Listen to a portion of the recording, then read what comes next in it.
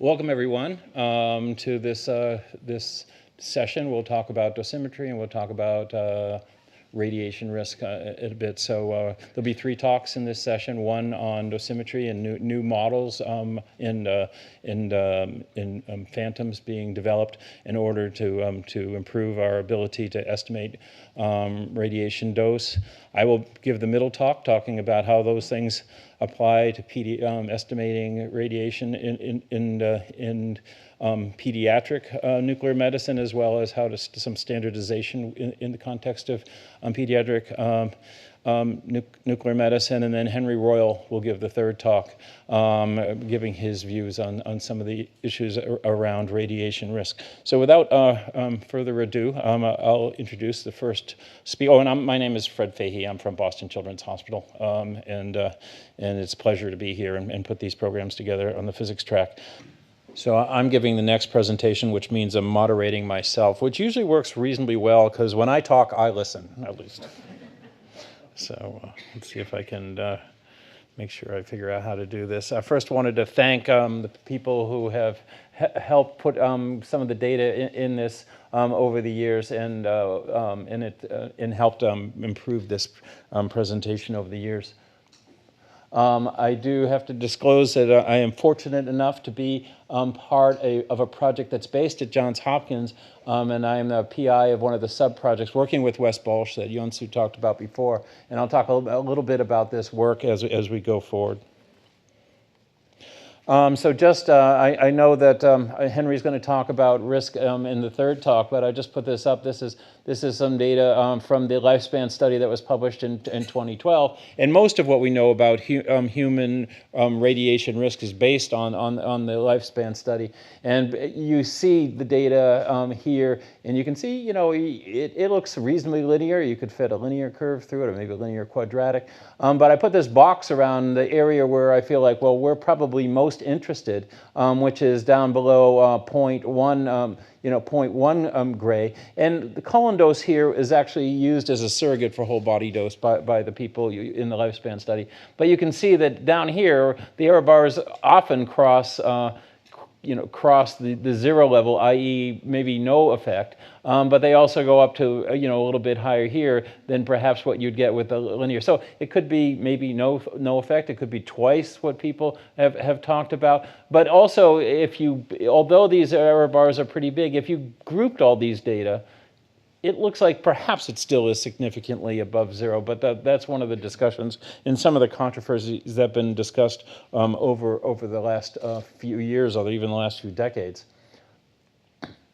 So the SNMMI put out this dose optimization statement about 5 years ago now, where basically they tried to push that what you really want to optimize around is doing the right test with the right dose given to the right patient at the right time. And if you in fact do that, then the benefits of these nuclear medicine procedures far outweigh the potential risks. And if we, although we try to do things with as little dose as possible while still getting the appropriate diagnostic information, but we don't want to get into a situation where an appropriate procedure, one that could provide the physician with clinical information essential to the patient's care, is not performed when necessary due to the fear of radiation, then that would be detrimental to the patient's health, and we want to keep that in mind. So I would say up here that there's been some discussion over the last few years, a couple articles published by Jeff Siegel, not articles, actually commentaries, personal opinions about radiation risk and the level of it that have been published in the Journal of Nuclear Medicine over the last few years. But I would maintain that it is still prudent to determine what the most appropriate administrative activity is for the pediatric patient. And like almost every other medicine that you might administer, it's probably unlikely that the appropriate administered activity for a 5-year-old is the same for a 40-year-old. And so we still spend some time trying to figure out what would be the most appropriate administered activity for kids of different for different sizes that allows us to get the appropriate clinical information with the least amount of radiation dose. So if you go back and assume that perhaps it's prudent to consider the models that were published in the Beer 7 report back about 12 years ago. If you, in this case, 10 milligray, that's a number that you'll see where that sort of sits, I think, as we go along, in 100,000 people, and this is all people, then perhaps you would, that would lead to about 100 solid tumors in that population of 100,000, about 1 in 1,000, and about half of those people would die of it, about 50 out of this 100,000. Now keep in mind, in this population of 100,000, 45,000 will get cancer naturally, and about 22,000 will die of it. So this is an additional 50 deaths of cancer in a population, in addition to the 22,000 in this population of 100,000. So it's a small effect compared to the natural risk of cancer. And also, if you're looking at the models that were published in the Beer 7 report, you'll also see that perhaps that the risk for children may be different than a 40-year-old. So you may look and say, well, a 10-year-old may be at twice the risk, and a 1-year-old might be 3 times the risk. In a young female, mostly due to the risk of breast cancer in young females, may be at 30 or 40% higher risk than a young male. So again, maybe this is a little bit more impetus for why we should be a little bit more cautious or prudent in the pediatric population compared to the adult population. And I know Henry's going to talk a little bit more about that in the next presentation. So let me talk a little bit about how we estimate dose. I know this is a group of physicists, so this is nothing. I'm not going to spend just a couple slides in here.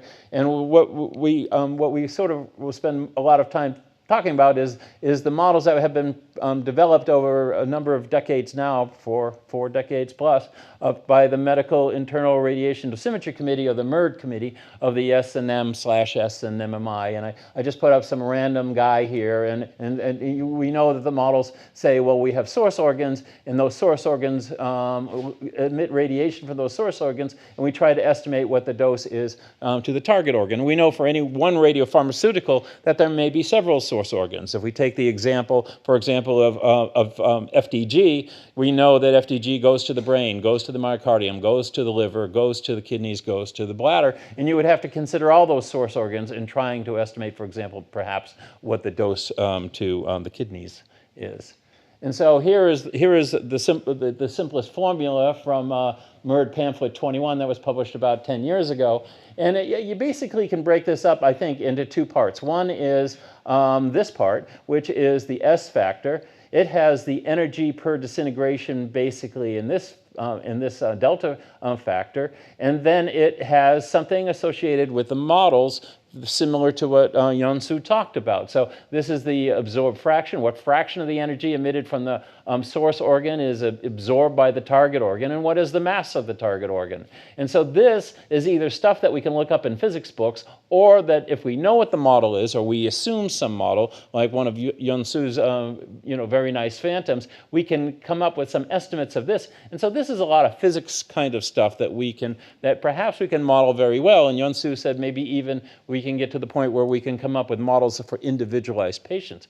But I would maintain that the part where we really don't know is this part, which is the time integrated activity, which is how much of the radiopharmaceutical that you gave the patient went to the different source organs, summed over all source organs, and how long did it stay there. And that has to do with the individual physiology of that particular patient that may be different than the standard patient. We can probably, in some amount of time, pretty quickly come up with a model that very much looks like what a particular patient looks like on this side of the equation, but this we probably may never know. And even part of what we're doing in the grant that we have with Johns Hopkins is perhaps the physiology on some of the radiopharmaceuticals we do use are different in children than they are in adults. So maybe the rate at which DMSA is taken up by the kidneys and cleared by the kidneys is different in a 1-year-old than it is in a 40-year-old. And although the models, as we'll talk about, change in the ICRP models with respect to the size of the patient, take into consideration the changes in anatomy, they don't at all take into consideration that there could be changes in physiology.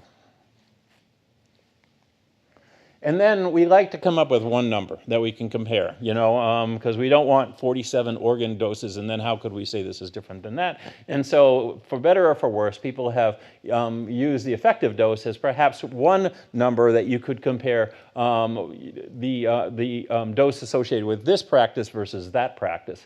These are the weights that were published in ICRP 103 10 or 12 years ago. And so you take the different organ calculations that we did on the previous slide, multiply them by these weights, add them all up, and come up with some estimate of the effective dose, which basically is supposed to tell us that's about the same risk as if you did a uniform dose across the whole body. But these weights don't apply to me or you or you or you. They apply to some population average across all ages, across both genders.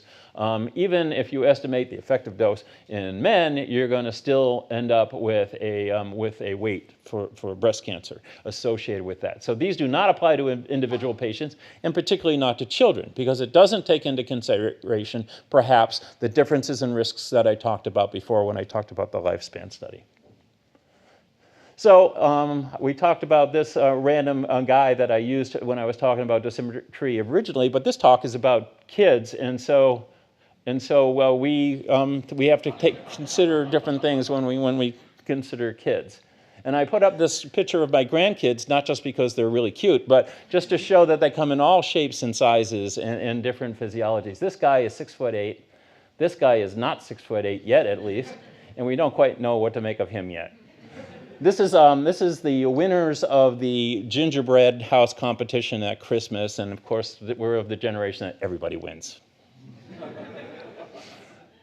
I put this slide up that Fred Grant gave me of bone scans, which is very simple, but I think it illustrates two of the things we've talked about. You need to correct for the fact that people could be of different sizes, but you also have to take into consideration that physiology changes. And even the 15-year-old here, you can see, has different bone distribution because of the difference in physiology uptake in the growth plates here that you're not going to see in the 20-year-old. And so if you're estimating what the dose is from MDP, and you're assuming that the radiopharmaceutical is uniformly distributed along bones, you are probably not doing quite the right thing. And so you have to take into consideration that the physiology of the radiopharmaceutical may vary with age, as well as the size of the child.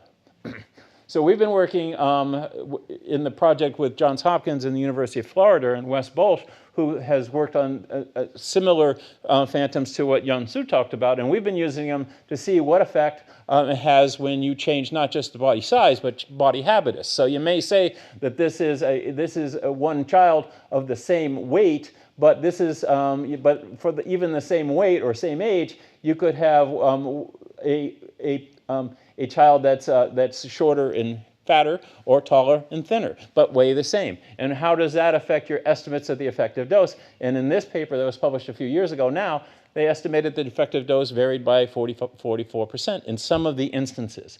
And then we try to use that information, try to estimate in DMSA studies, if we put some lesions in here and run some, can we figure out what kinds of doses we need in order to get the best image quality and thereby determine what the optimum administered activity might be for this radiopharmaceutical. We're not looking at exotic radiopharmaceuticals. We're looking at the ones that are routinely used in kids: DMSA, MDP, MAG3, FDG.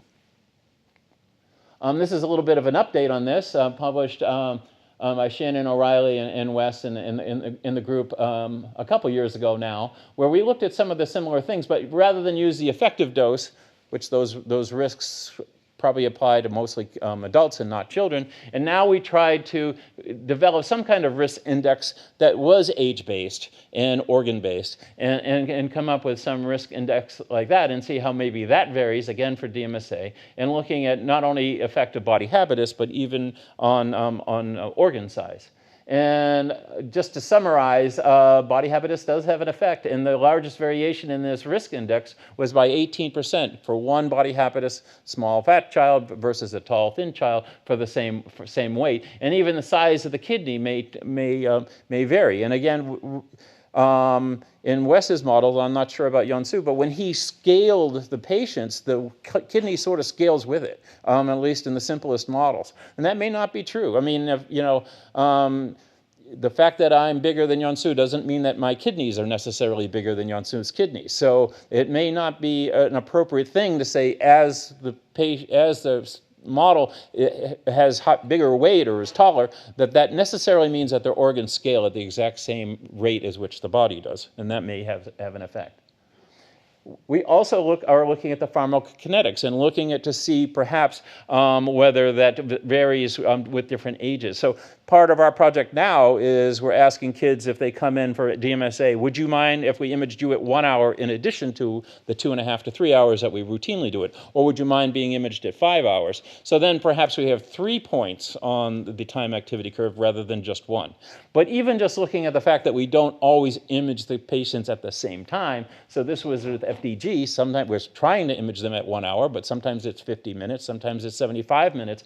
And by using that information in a kinetic model like this, we're able to get a little bit more information and come with some estimates of the percent injected dose as a function of patient size for different organs. This one's for kidneys. People up front may be able to see it. This one's for kidneys, this one's for liver, this is for brains. And get some better estimate of what the injected dose, percent injected dose per gram is for different size kids by taking into consideration the pharmacokinetic models, and it may change how we estimate the dosimetry. What impact that has at the end, that's to be determined, and I think that that's part of what we're hoping to figure out in this study. So in the next part of the talk, I'll talk about CT dose, and you'll hear, and I'll talk about CT dose index, the CTDI. And if there is a dose index associated with nuclear medicine, I would say it's the administered activity. So if there's one number that you want to write down that tells you something about what the dose is for the child or for the patient, it's that. Now it varies, as I was saying, a little bit based on the size of the patient and different things, but that's probably the dose index.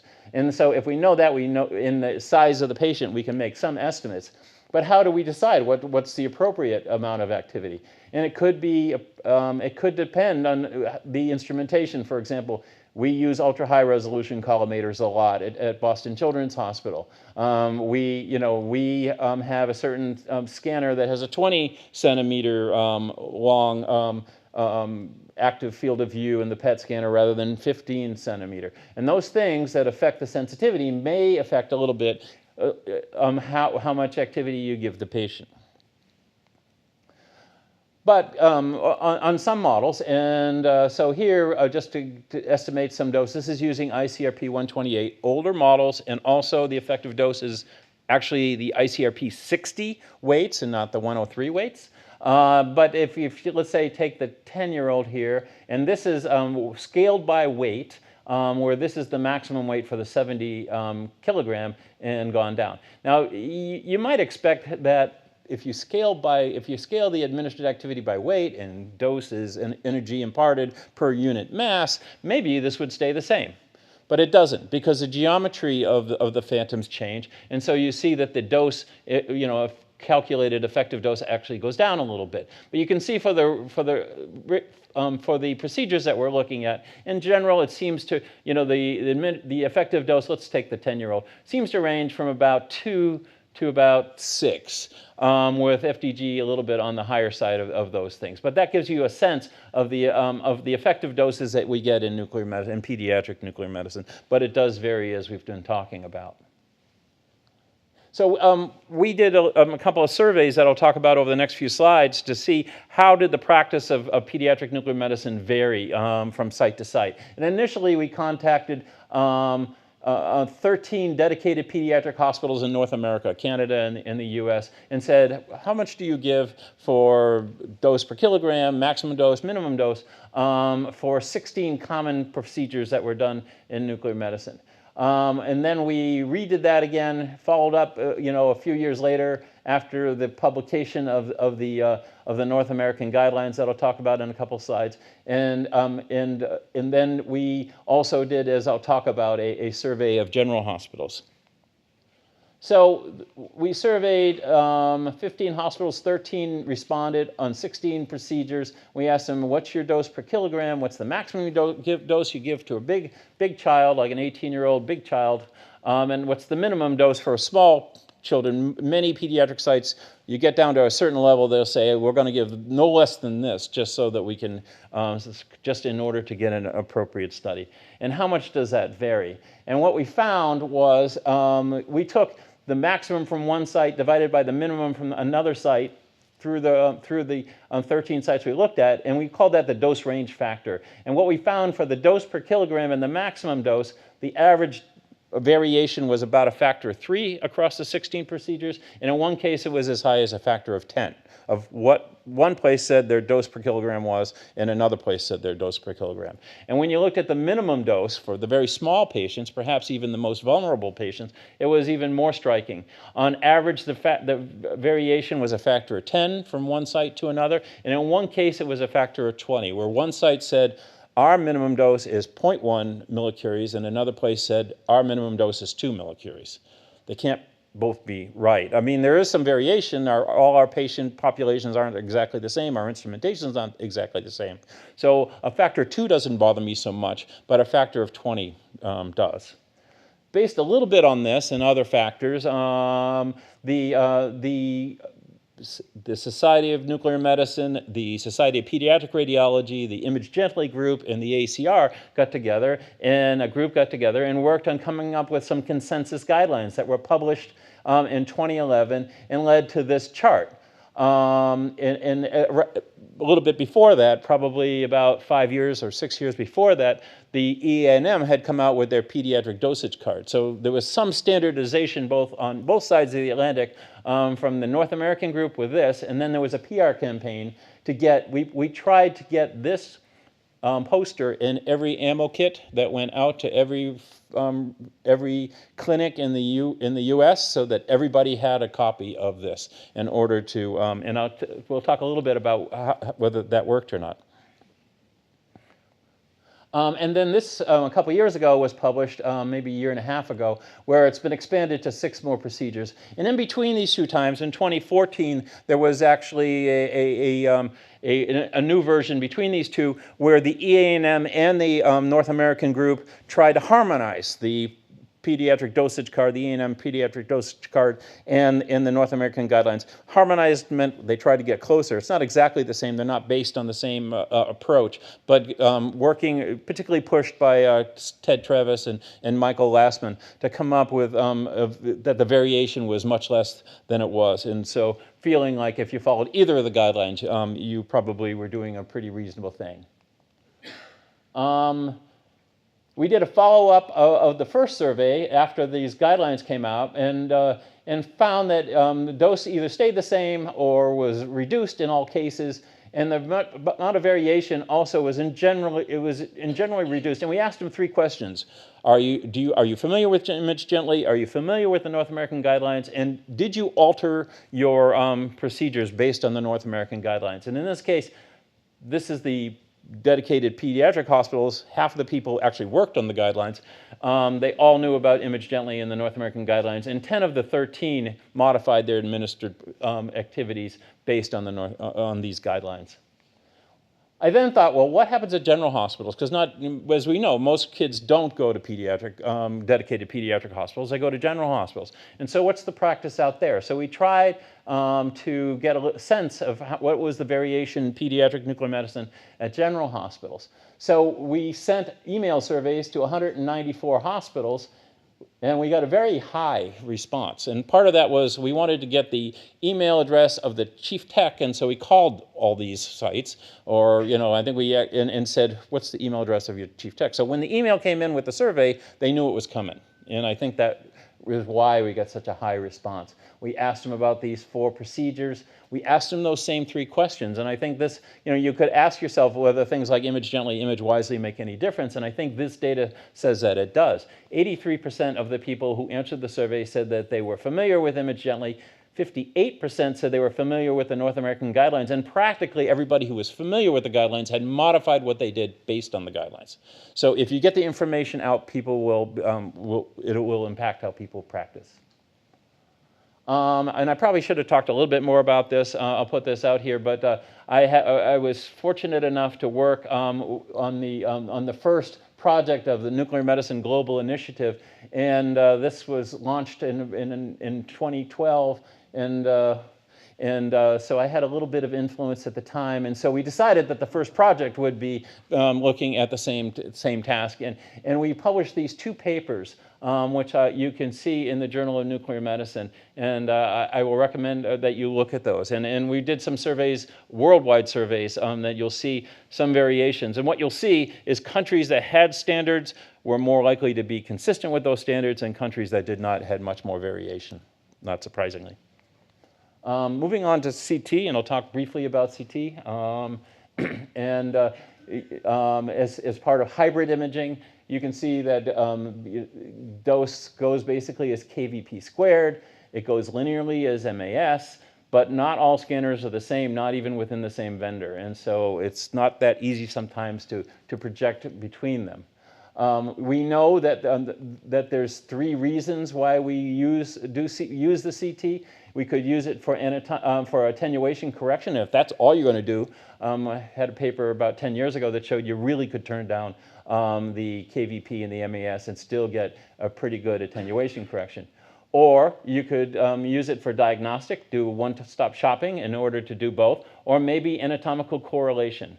And so when you see AC in my slides, you could think it's attenuation correction, but it may actually be anatomical correlation. It's not really quite this low, but it is what we call a low dose approach. And we try to estimate what the dosimetry was for different patients, and whether using tube current modulation would be a reasonable way to size the exposure for different sized kids. And so if you look at it, we have a Siemens scanner, and how you set the tube current modulation is by setting the quality reference MAS, or the QRM. And for our diagnostic, it was 150, and for our AC, or anatomical correlation low dose scans, it was 35. So we turned that down significantly, factor of 4, and see how what effect that has. We then estimated what the CTDI vol was using this set of anthropomorphic phantoms of different sizes. We then made some estimates on nominal lengths of the patient with respect to DLP, and then used some charts to then make some estimates of what the effective dose. And so what you see here is medium-sized adult, 15-year-old, 10-year-old, 5-year-old, 1-year-old, and you can see that this is the diagnostic scan, and this, the length of the body, eyes to thighs, and this is the anatomical correlation low-dose scan. And you can see it's a factor of 4 or 5, as you could expect in the MAS. And as you see here, using the tube current modulation did a reasonably good job, in my estimation, of scaling the exposure down to the size of the patient. So the dose in general went down or stayed about the same with the smaller patients. But notice that the difference in dose for the 1-year-old is only about a factor of 2 compared to a factor of 4 here. And that's because you get down so low, you can't go much lower. I mean, the MAS will only go down to, let's say, 10 MAS. It won't go down any lower than that. So you get to a point here where it's already pretty low, and it's not going to go much lower than that. And we then compared some scenarios where we compared doing diagnostic the whole length, doing low dose the whole length, doing both.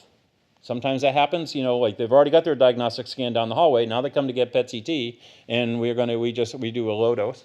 Or maybe they've come to us and we're only going to do it once, but we're going to do low dose the whole length, and then we're going to go back and do diagnostic over the part that we would have done diagnostic if that was all they were going to get as a CT. Or if we're really clever, maybe we can actually set it up with one acquisition where we go low dose, high dose, low dose, and looked at how these all compare with respect to the dose to the patient.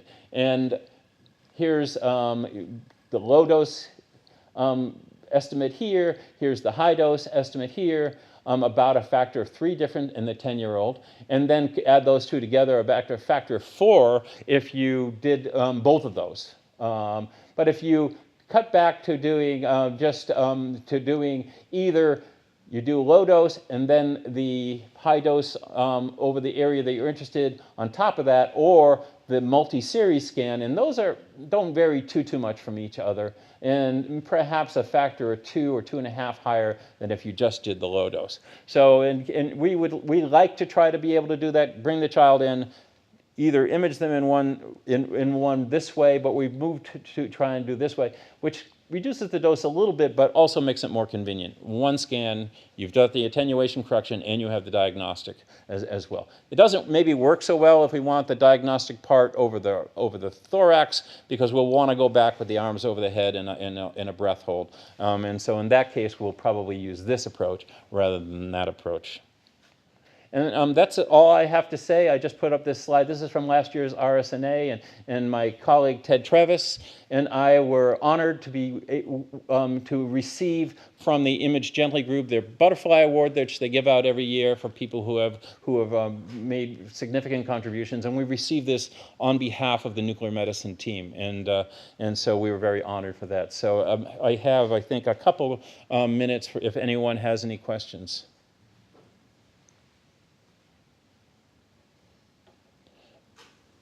Well, I'm glad it was all really clear, and I appreciate that. So I will now invite Henry Royal to come up to the stage and talk a little bit about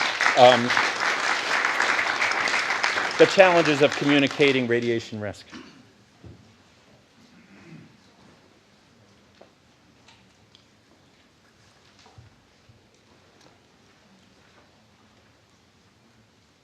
Hello. I want to thank Fred and the organizers of this meeting for inviting me. I want to tell you a little bit more about myself. So when I was a nuclear medicine resident, I got very interested in radiation and radiation effects. It seemed to me that if I was injecting radioactive material into people, that I should know something about what the health effects of that might be.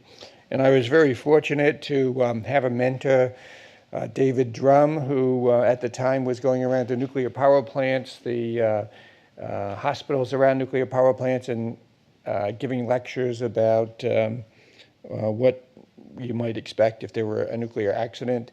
And through David, I met Fred Mettler, and Fred certainly had a very big impact in my career and allowed me to do many of the things that I'm going to tell you about. By the way, if you would like a copy of these slides, I'd be happy to send you a PDF. Just send me an email and I'll send them to you.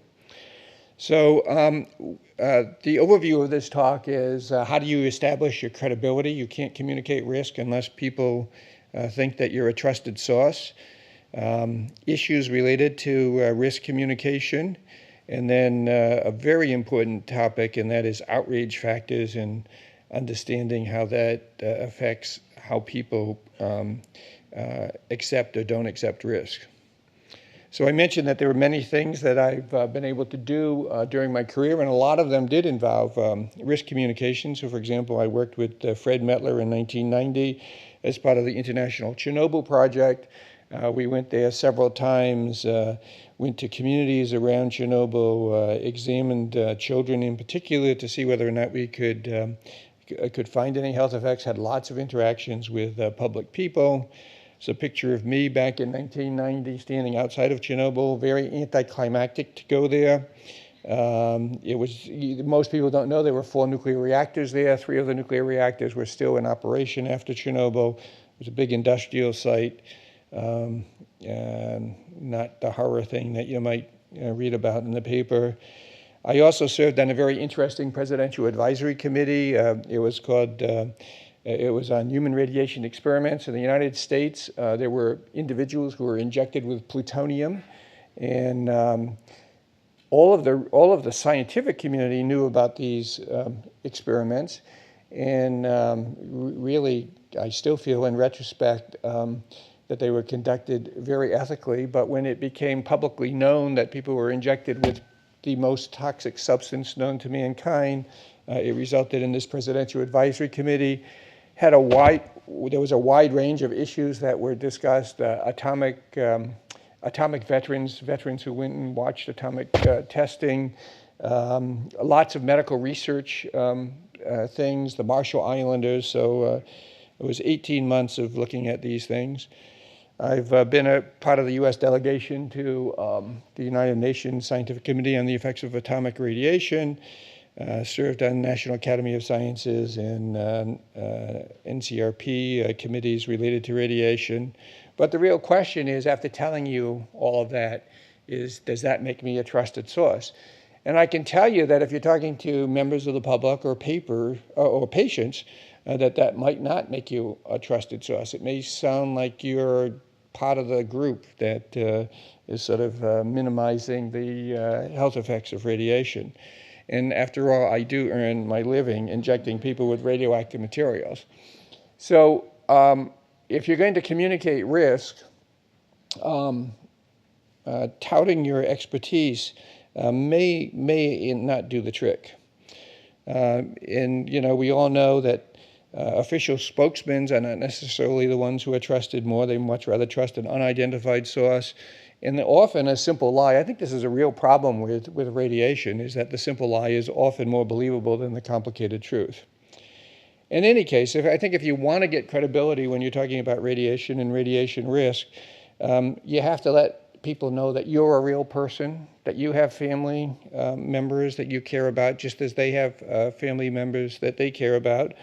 I always try to emphasize that, to me, truth is very important. And if I say something in front of an audience that they don't believe is true, please bring that up so we can talk about it. And maybe I misspoke, or maybe we just have a different version of the truth.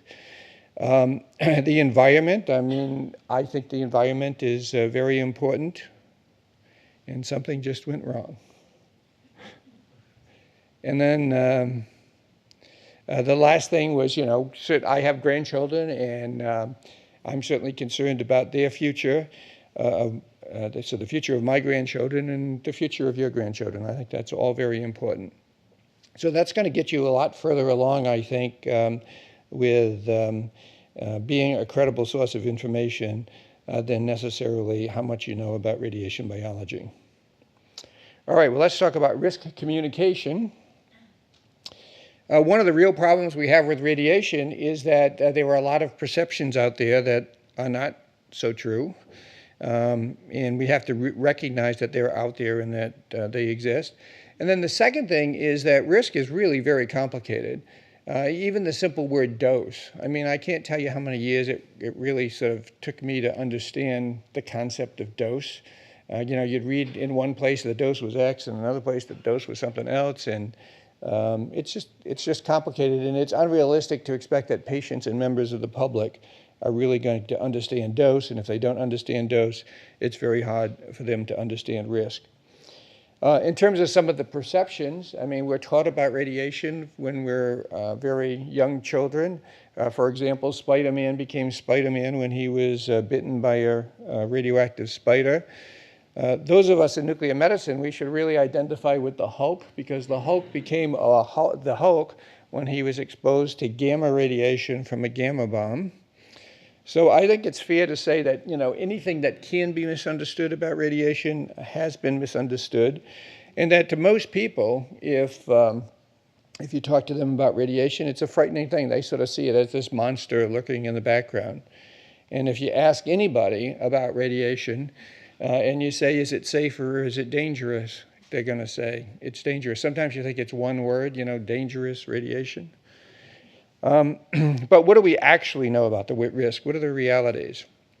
Well, as Fred already mentioned, sort of the best source of information we have about radiation is from the atomic bomb survivors. Sometimes you hear people say, well, how can that be applicable to patients? These are really big doses. They happened over a short period of time. It turns out that, the atomic bomb survivors have a whole range of doses, and the average dose of the atomic bomb survivors really isn't all that high. And as we've learned more about radiation and radiation effects over the years, the difference between an acute exposure and a chronic exposure is probably less than what we thought in the past. The thing that's so valuable about the atomic bomb survivors is, number one, there's lots of them. Number two, all sexes, all ages. It was whole body radiation, so we know all the organ doses, and the doses are well known. they're thought to be known to be, within plus or minus 30%, which in the world of dosimetry is really very good. And the reason that they're so well known is because all you needed to know is where was that person standing at the instant that the atomic bomb went off. And that was a pretty memorable event, so most people know where they were standing. Most people think that the long-term health effects of radiation is going to be great, but the truth is that the long-term health effects are difficult to detect. In Hiroshima and Nagasaki, for example, there's been about 120,000 survivors. There's maybe been an 8% increase in cancer deaths, equal to about, somewhere less than 1,000 excess cancer deaths in that population. And as Fred already mentioned, 22% of the population is going to die from cancer. So there's maybe been, 1,000 extra deaths out of 20 or 30,000 expected deaths. Fred showed a similar slide about how radiation risk changes with age and with gender. The lighter color of these two lines is incidence, and the darker color is mortality. It's actually the dashed lines are mortality, and the solid lines are incidence for both males and in females. And obviously, if you're concerned about radiation effects, the group that you should be most concerned about is the younger people. This risk in here corresponds to that 1 in 2,000 risk Fred was talking about. So that's a reasonable estimate. This is all from Beer 7 from the National Academy of Sciences. So a reasonable thing if you were talking to a patient, I'll take that back. A reasonable thing if you were talking to yourself is that the risk of causing cancer from a CT scan might be 1 in 2,000. But before I would tell a patient that, because if you tell someone this has a 1 in 2,000 chance of killing you, that's a big deal.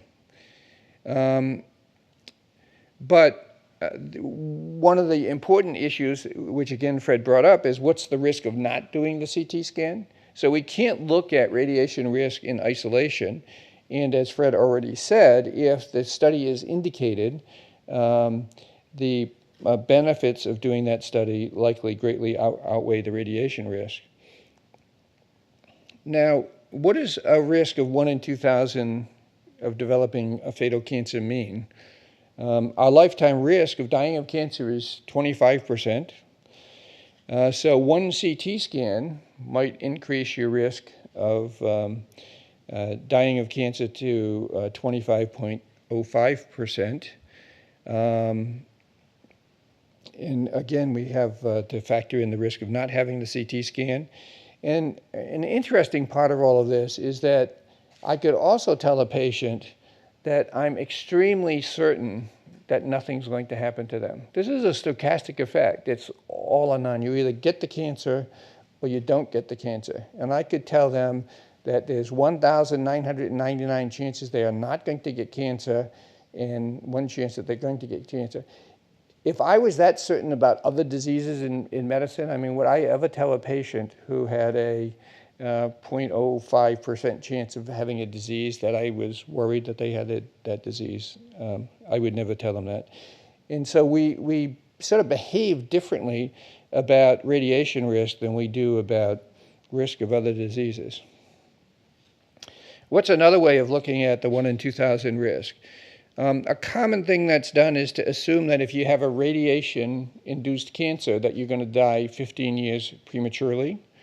And you'll see in a minute why I'm going to do this calculation. If you have a 1 in 2,000 chance of dying 15 years early, that means on average you're going to have a 2.7 days of life lost. And one of the reasons why you might want to get into a common metric like days of life lost is then you can compare the risk of radiation to the risk of other everyday activities. And I'm going to show you a catalog of those risks. So Again, 2.7 days is what we were talking about. One CT scan, which is about 1 rad or 10 milli gray of radiation, is 2.7 days. The real things that are threats to our lives are being an alcoholic, 40,000 days, poverty. It's not good being poor. You lose 10 years of your life if you're poor. Smoking, poor social status, etc. So in order to get down to risks that are comparable to a CT scan, we have to go pretty far along the scale. This is the lifetime risk of dying from,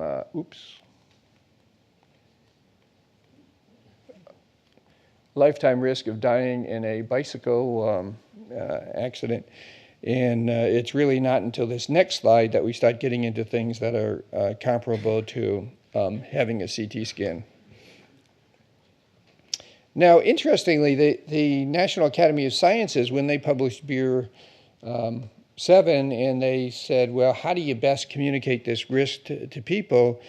They claimed that this graphic presentation was the best way to present it. And this is not, this is 100 millisieverts, not 10 millisieverts. So instead of 1 in 100, it's 1 in 1,000. Sorry, instead of 1 in 1,000, it's 1 in 100. I don't know. This doesn't do much for me, and I'm still very concerned about telling people numerically that we're going to kill them. What I usually say is, and I feel very comfortable saying it. So, you know, the patients that we probably treat regularly that get the biggest radiation dose are patients with hyperthyroidism. And if you look at, there are very good epidemiologic studies of tens of thousands of patients who have been treated with I-131, and there's no measurable increase in cancer risk in those patients. And that's exactly what I tell them, so there's no measurable increase. I would tell them the same thing about a CT scan if they were an adult having a CT scan. There's some data in children, maybe, that you can measure a risk from epidemiologic study, but in an adult, I would feel perfectly comfortable saying that we can't measure any increased risk, that patients have been carefully studied for many years, and we can't measure it. We're not the only ones that are bad risk communicators. I mean, this is amazing to me. So here's a warning on a cigarette package from many years ago saying that it causes lung cancer, heart disease, emphysema, and may complicate pregnancy. And then here's the warning on a piece of gum. It says, may be hazardous to your health. It contains saccharides presumed to cause cancer in laboratory animals. I mean, the fact that these two messages are similar is just mind-boggling. So the thing that seems to get everyone going about radiation and radiation risk is the linear no threshold hypothesis. And people sort of translate that into there's no safe amount of radiation. But I would ask you this question: what human activity is risk-free? So, for example, you know, I might go to the cafeteria and I say, well, you know, I want to be particularly healthy this day, have a nice salad with some alfalfa sprouts on it or something. I mean, I might get E. coli. It might kill me. I think, to me, a good example of a stochastic effect, this all or nothing effect, is crossing the street. I mean, I cross the street, and when I cross the street, I mean, I say, you know, it's pretty safe, even though everybody's texting and not paying attention to what they're doing. But I would never have my grandchildren have a contest about who can cross the street, you know, the most number of times. And to me, that's what the whole radiation thing is all about. It's a very weak carcinogen. We have this concept of to keep the dose as low as reasonably achievable, and I think that's a very good concept. The issue is, you know, what becomes reasonable. But, you know, we shouldn't have our kids needlessly cross the street, and we shouldn't have our kids needlessly be exposed to radiation. Okay, the last thing I wanted to talk to you about is outrage factors. I think probably the biggest thing I've learned about communicating risk is that the magnitude of the risk has nothing to do with how people react to the risk. You know, a lot of times we feel, well, you know, it's 10 millirems, it's, you know, 0.01 millisieverts or 0.1 millisieverts. Why would anybody care about that when we get exposed to 3 millisieverts of radiation every year from natural background radiation? And there are a lot of reasons why people don't accept tiny risk. If they're involuntary, I mean, let's say your neighbor was exposing you or your kids to some tiny risk, but it was involuntary and it was unnecessary. Why would you accept that? Even if it's a little tiny risk, I wouldn't want to be unnecessarily, involuntarily exposed to it. If the risk of that activity is greater than the benefits, why should I take that risk, even if it's a tiny risk? A lot of times the risk and the benefits are not coupled, and the people who get the benefits are not the same people who have to take the risk. And when that happens, it creates all kinds of problems. If it's a dreaded outcome like cancer, then it's a bigger problem. So for example, when I try to cross the street, you know, when I make it to the other side of the street, the risk is gone, you know. But if the outcome is going to be cancer, and I never really know whether the risk is going to be gone, that's a little bit harder to deal with. So that's ongoing risk also. And these small risks are not shared equitably. The people who are not so well politically enfranchised are the ones who end up taking more of the risk. If they're unfamiliar risk, like radiation is unfamiliar. And then a big one is really if they're morally reprehensible. And what I mean by that is, unfortunately, radiation is irrevocably tied in a lot of people's mind with nuclear weapons and nuclear war. And if you believe that that's the worst thing we as human beings could possibly have done, there's no way that radioactive radiation in nuclear anything is going to be acceptable. I'll just make one other comment, because Fred was talking about doses that were plus or minus 40% or something. And the NCRP, when they estimated doses from medical procedures from the 1980s to about 2006, they estimated that radiation dose had increased by a factor of 6. And everybody was concerned about this huge increase in risk from medical procedures. So one of the things I like to point out is that 6 times small is still small. You know, if you have 1 cent or you have 6 cents, that's not really a big deal. So when Fred was talking about calculating doses and maybe the physiology is different, I don't want anyone to get the idea, well, if it's twice as much or 3 times as much, that necessarily means it's a big deal. It's not necessarily a big deal. All right, well, as I said, I'd be happy to send you a PDF of these slides if you would like, and if you have any questions, I'd be happy to answer them.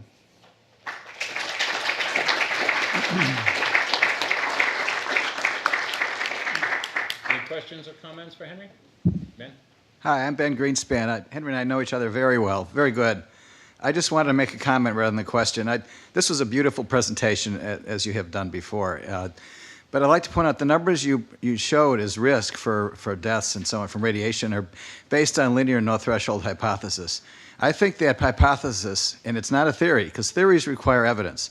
I think LNT, linear no-threshold hypothesis, is probably wrong, and therefore the numbers you're showing are vastly higher than they really should be.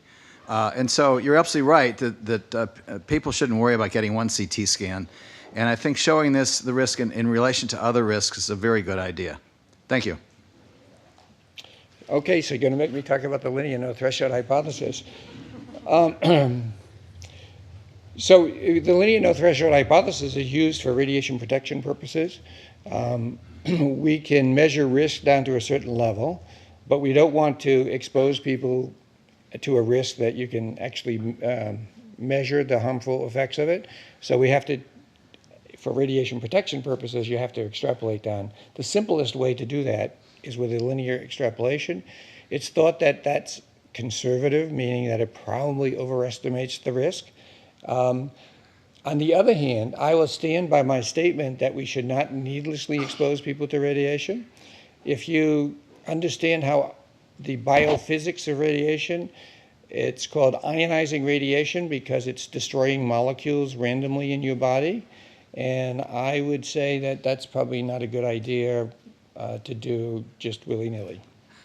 Okay, well, I want to point out your slide earlier that said a simple lie is more believable than a complicated truth, because just extrapolating down to zero isn't necessarily correct. And actually, in terms of being... I don't think that anybody believes that a complicated thing like carcinogenesis can be explained by a linear equation.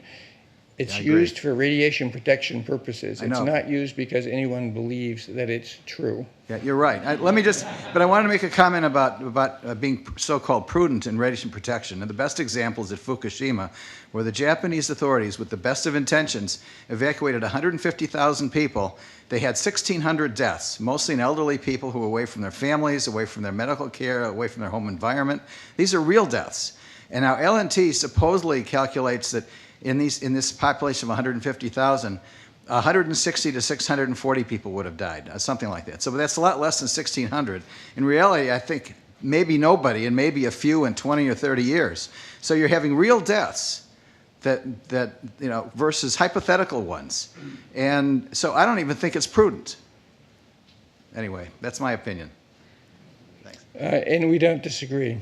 Okay. Any other questions, comments? Thank you, Dr. Royal. My name's Paul Marks from PANZA, which is the Australian Radiation Protection and Nuclear Safety Agency. A comment and a question. The comment is that a couple of years ago we set up a Talk to the Scientist program where we invite, why we did this I don't know, but we invite the public to ring us with questions about radiation, and predominantly our questions come about non-ionising radiation. So people ring up with issues about phone towers and telephones and things like that. So that is our bulk of our calls. But we do get medical things. And the question is, in regards to background radiation, we have tended to use comparative numbers with background radiation to medical things. I just wondered if you want to comment on that, please. No, I think that's a good idea because, if you get 300 milligrams a year and you live to be 70, that's 21,000 milligrams. That's a lot of milligrams. And it seems kind of silly to worry about the 1,000 that you got from your CT scan if you're getting 21,000 for your lifetime. Having said all of that, I mean, again, I don't ever want to give the idea that I think we should expose people to radiation needlessly. So, pediatrics. This all came out in the 2000s with David Brenner. Pediatric patients were being scanned with adult technical parameters. They were being exposed to 3 times more radiation than they needed to be exposed to get this diagnostic quality CT scan because somebody wasn't paying attention. And at the same time, they're 3 or 4 times more sensitive to the effects of radiation. There's no excuse for doing that. Phil Cohen from Vancouver, Canada. Just 2 quick points. The first one is that the public perceives radiation as a poison that's being released into the environment. So any sort of rational discussion on dose and everything is almost negligible as far as they're concerned. Second was, during the Image Gently furor that happened about 10 years ago, we were approached always by our other medical specialists about reducing the dose, especially from one of my cardiology colleagues who came up and said, is it possible for you to, inject half the amount? And I said, well, what number of your patients with heart disease die of cancer? And he said, none.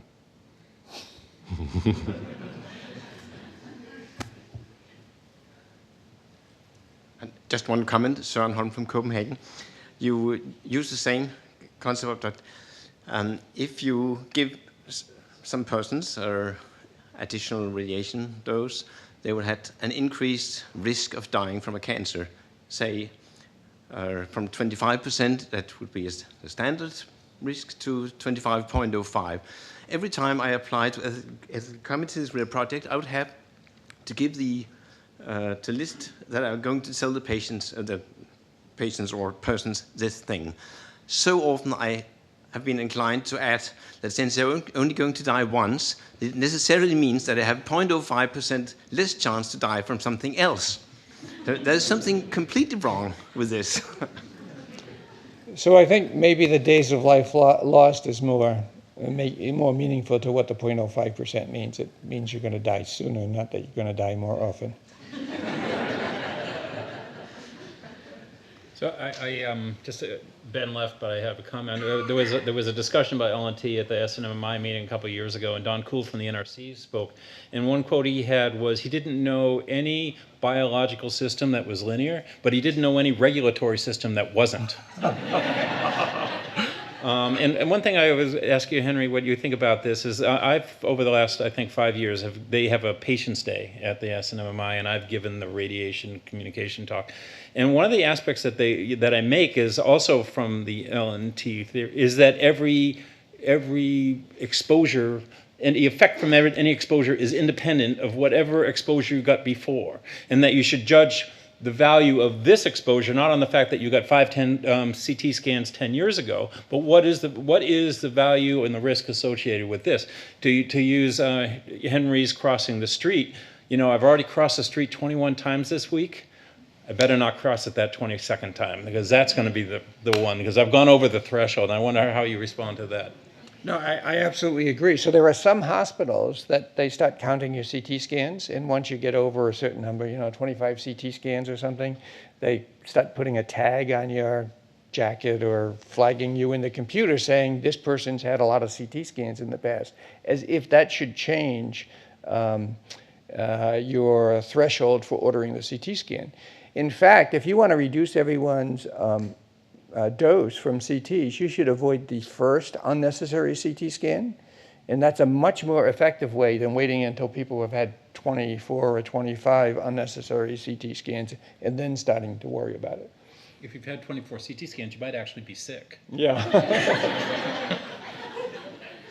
Well, thank you very much. This is a very good session. Appreciate it. Thank you to the speakers.